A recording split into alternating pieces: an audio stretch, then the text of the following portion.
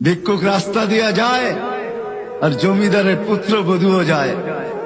একজন সামনের থেকে আসতেছে, একজন সামনের দিকে যাইতেছে। দুইজনের ক্রসিং এর সময় ভিক্ষুকের গায়ের কাদা জমিদারের পুত্রবধূর গায়ে লেগে গেছে। সে দুনিয়া আন্ধার করে ফেলছে, স্বামীকে ডাইকা নিয়ে আসছে, বলছে ভিক্ষুক আমার কাপড় নষ্ট করে দিছে। সে শুধু ভিক্ষুক ছিল না, বৃদ্ধ ছিল। বৃদ্ধ ছিল না শুধু, জীর্ণ ছিল, শীর্ণ ছিল। শরীরে কাপড় ছিল না, ফাটা চিরা কাপড় ছিল। পায়ে জুতা ছিল না, পেটে ভাত ছিল না। জমিদারের পুত্র সইতে পারে নাই, যৌবনী শক্তি সয় তো সয় কি কইরা তার স্ত্রীর গায়ে ভিক্ষুকের কাদা।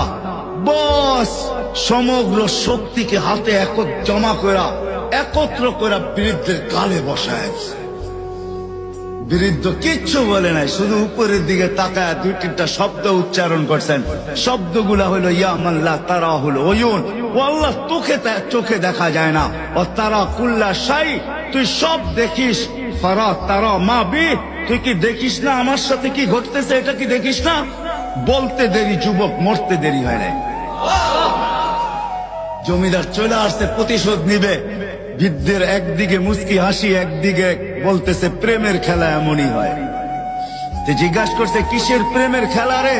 বলছে ওর প্রেমিকার গায়ে আমার কাদা লাগছে, পায়ের কাদা লাগছে, ও সইতে পারে নাই।